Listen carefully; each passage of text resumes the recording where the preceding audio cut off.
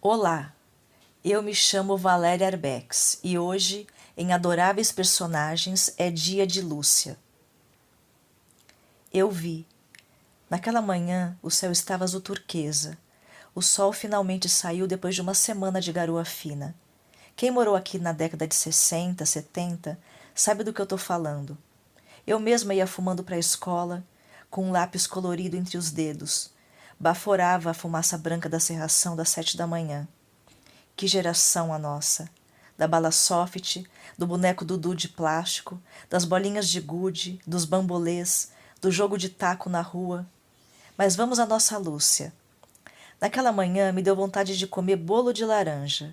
Fui até o apartamento dela e pedi 2 xícaras de açúcar. Ela abriu a porta e correu para o quarto. Vai lá e pega, você é de casa. Vou trocar a fralda da Pacotinho. Eu ouvi da cozinha ela brincar com a filha. A bebê dele já gargalhava com a mãe. Lúcia era como uma irmã mais velha. 10 anos dividindo o andar, as nossas portas ficavam abertas e circulávamos entre os apartamentos. Ela falava do corredor. Eu tô chegando. Se tiver alguém aí pelado, corre.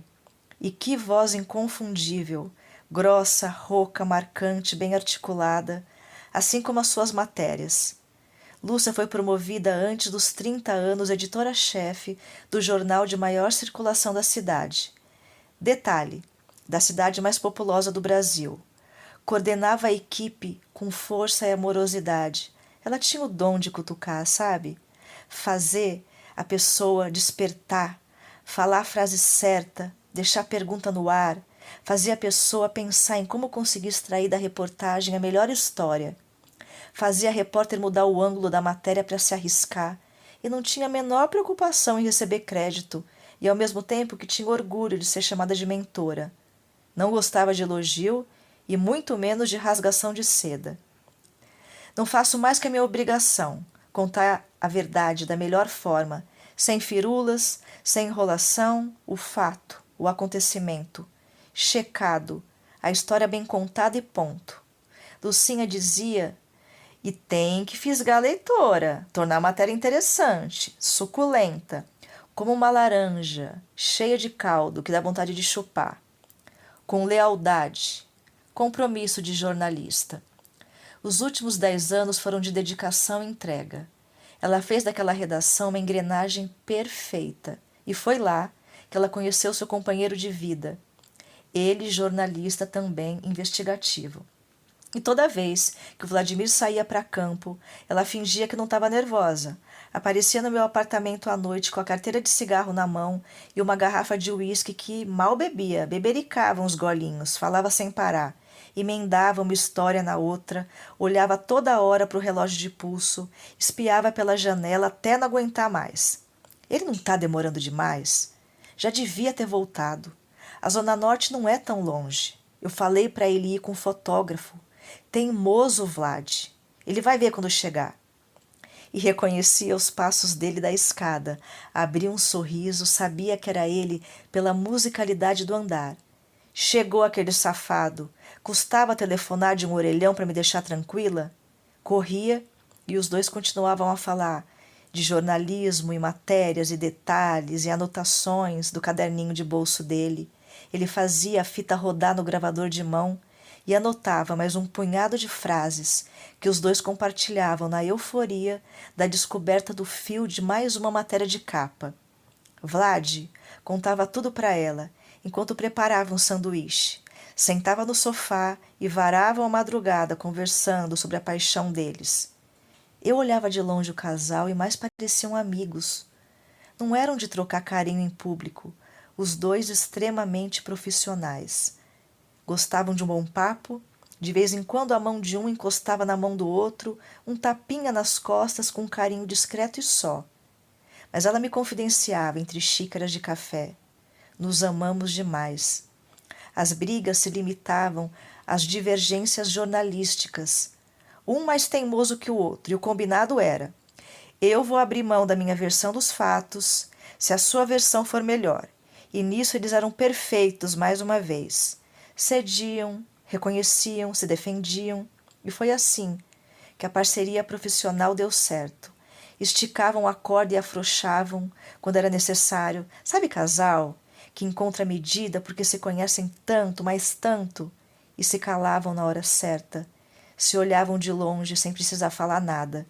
Os dois não se gastavam, observavam e soltavam a frase. Deixa pra lá, vamos dormir, dá um tempo, esfria a cabeça. Lúcia é uma mulher que sempre soube se cuidar. De tempos em tempos comprava roupas, sapatos, perfume, ia ao cinema, era boa de garfo, tirava um final de semana e descia para a praia sozinha. Fico olhando o mar, dou um mergulho, deito na areia, gosto de sentir o sol queimando meu rosto, volto para o mar, fico boiando, até minha pele enrugar. Saio, como camarão frito, tomo uma cerveja gelada, 3 picolés, a minha fórmula da felicidade. Passava o dia lá, voltava no dia seguinte, cheia de saudades do Vlad, bronzeada, revigorada. Desconfio que sou filha de Iemanjá, dizia, cantarolando Gal. Só chorou uma vez comigo numa tarde. Quero ser mãe. Me falou com as mãos entrelaçadas em cima da mesa da cozinha. Estamos tentando há 5 anos, fiz todos os exames. Tá tudo certo comigo e com o Vlad. Ficou em silêncio. Os olhos se encheram d'água, nos olhamos. Eu me emocionei também. Ela percebeu e mudou de assunto. Levantou. Quis ir para casa, fazer o jantar para ele. Desconversou. Bobó de camarão, acredita? Prometi, agora eu vou ter que cumprir. Depois trago um pratinho para você. Beijos e bateu a porta. Nesse dia ela usava uma bata de tecido fino, cabelos no ombro, shorts, jeans e chinelo. Nunca mais voltou ao assunto. Lúcia ainda conseguia tempo para ser síndica do prédio. Como? Lista, minha querida, lista, tudo anotado. Não escapa nada. Simples. Organização. E mostrava a agenda gorda, de tantos papeizinhos dentro, anotados em guardanapo, pedacinhos de papel rasgado, escrevia no punho, na mão, no braço. E lá estava ela, em pé, na reunião mensal, depois de um dia exaustivo de trabalho na redação. Que mulher objetiva! Vamos direto ao ponto, meus queridos condôminos. A lista pronta, pauta, votação, decidido e tchau. Subi em menos de 1 hora. Num sábado, eu estava voltando do supermercado com as compras no elevador, quando a Lúcia entra pálida. Posso subir 1 minuto com você? Preciso falar. Eu levei as compras para a minha cozinha e sentamos na sala. Ela esticou a mão com o papel do resultado. Eu estou grávida, 3 meses. Tive 2 notícias hoje, uma boa e a outra, que se dane, depois vejo. Eu vou ser mãe. Desejei tanto e agora eu estou com medo danado, um frio na barriga. E se eu não der conta, fico arrepiada quando eu penso que eu vou ter que ficar longe da redação. E eu tenho endometriose, por isso demorei tanto para engravidar. A médica disse que depois que o bebê nascer, vamos acompanhar. Agora é cuidar desse serzinho aqui. E apontou para a barriga. Nos abraçamos e ela correu para o apartamento deles esperar o Vlad, para contar a notícia ensaiada por longos anos. Como é gostoso acompanhar a felicidade de uma pessoa que amamos. Vocês me entendem, né? Alguém que gostamos e que alcança algo que deseja muito e consegue. É como se fosse com a gente. Eu via a emoção dela arrumando as roupinhas da bebê, enquanto montava o quarto. Cada dia de folga da redação, Lúcia cuidava de um pedaço. Um dia o berço, no outro a cômoda, as cortinas. Ela ficava sentada a tarde toda no chão, dobrando as roupinhas, esquecia de comer, radinho de pilha ao lado, cantava, beijava o pagãozinho, a toquinha, os sapatinhos de tricô miúdos, parava. Olhava ainda sem acreditar para o papel de parede, acariciava a barriga, olhava para os enfeites no teto, depois gritava o meu nome ou do Vlad. Preciso levantar, não consigo sozinha, vem me rebocar. E gargalhava, fazia xixi na calça e ria mais ainda, que merda. Passa um pano para mim? E pronto, linda, feliz, radiante, a pele como um pêssego. Ela ria com ele, os dois se abraçavam e o olhar da Lúcia e do Vlad eram cheios de agradecimento por um ter encontrado o outro naquela redação e terem uma mesma qualidade, a paciência, para construir a história deles. Ela me falava: paciência é o pilar, minha filha. Sem ela não há relacionamento que resista. No nosso caso, os dois têm e querem a mesma coisa. E as conversas, como gostamos de falar, dois tagarelas. Ela não tinha romantismo, cuidava dele como uma amiga e ele dela. Bonito de ver. Se acharam na vida. Eu ouvia do meu apartamento bem baixinho, o disco rodando na vitrola, eles rindo, se divertiam. Engraçado. Tinham um compromisso em contar a verdade no jornalismo, construíam uma narrativa leal para o leitor e faziam o mesmo na intimidade. No dia do parto, eu estava fora da cidade. Quando eu voltei, a porta estava aberta e ela gritou da sala: Não vem conhecer a sua sobrinha, tia ingrata? Quando eu vi a Lúcia amamentando aquela bebê gorduchinha, ela sugava o peito da mãe com tanta vontade, levantava a boquinha para pegar o fôlego e voltava para ela. Lúcia fazia uma careta meio que sorrindo. Dói, mas é bom. Estava ali inteira, com a filha no colo, do jeito que ela queria. Vlad tirou uma semana só. Ficava contemplando as duas. Passava o dedo na testinha da bebê com tanta delicadeza. Ela pedia água e ele fazia de tudo pelas duas quando chegava da redação. A primeira vez que eu vi a Lúcia em casa por tanto tempo. Estava programado voltar ao trabalho quando a filha tivesse 6 meses. Lúcia recebia um editor substituto em casa para supervisionar a redação. Estavam preocupados com a censura que só crescia com um golpe. Ato institucional número 1, 2, 3, 4, até que chegou o 5. Eles ficaram preocupados, sempre com a cara fechada, só sorriam quando a bebê estava com eles. Ela quis voltar antes para a redação, antecipou. Precisavam dela lá. Lúcia contornava situações tensas, segurava até onde podia, mas dizia: eu tenho um compromisso com a verdade. Não dá para trabalhar sob censura. Batia de frente com a direção do jornal, se preocupava com as suas repórteres, assumia por várias vezes a autoria com receio que sofressem as consequências ou que perdessem o emprego. Chegou a afastar 2 das suas melhores repórteres.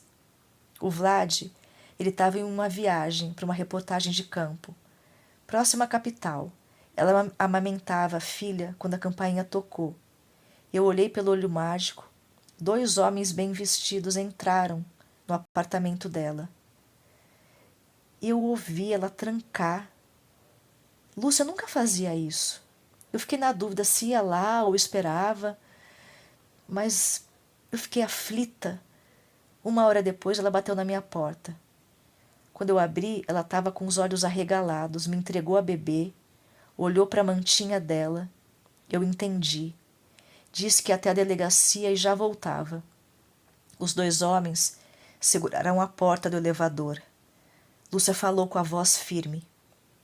Fica com ela, já mamou, dei banho, aqui tem fralda e as coisinhas dela. Me entregou uma bolsa e fica com a chave, se precisar de mais alguma coisa. Saiu olhando para a filha, não tirou o olho da menina até a porta do elevador fechar. Eu coloquei a bebê na minha cama, ela dormiu tranquilamente. Abri a mantinha dela, tinha um bilhete dela. Calma. Avisa o Vlad o mais rápido que puder. Tá aqui o número. Não deixe ele entrar em pânico. Volto já para casa. Cuida da pacotinho para mim. Assim você já treina. Ela é boazinha, você sabe. Se tiver cólica, deita de bruços e faz massagem na barriguinha. Não esquece de colocá-la para rotar. Te amo, irmãzinha. Até já. Eu fiquei estática. Sentei de frente para a mesa da minha cozinha. Tinha deixado o bolo de laranja esfriar para cortar um pedaço e levar para ela. Lúcia ficou presa por 8 meses. Não podia receber visitas. Uma crueldade. O Vlad se virou como pôde. Eu ajudei, a mãe dele ajudou, as vizinhas. Eu não sei como ela se segurou longe da filha e dele. O Vlad me contou que conseguiu fazer chegar até ela o casaquinho da filha e que ela chorava só na hora de tirar o leite, porque doía privar a filha do alimento que era direito dela. O que fizeram com a Lúcia na Torre das Donzelas não vale a pena contar. Eles não merecem ter espaço nessa história. Eu prefiro falar da mulher que eu conheci, aquela que eletrizava quem passasse por ela, seja numa curta conversa ou como eu, que fiz parte da vida dela.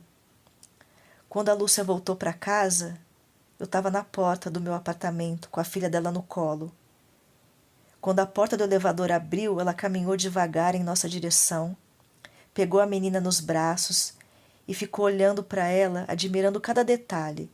Passava os dedos nos bracinhos, olhava o corpinho que tinha crescido tanto em tão pouco tempo, sorria, sem lágrimas. A menina encaixou a cabeça no ombro da Lúcia, querendo dormir aninhada na mãe. Ela me olhou e foi em direção ao apartamento deles. E antes de fechar a porta, me falou obrigada. Eu sempre me perguntei como ela aguentou. Vocês já se fizeram essa pergunta alguma vez?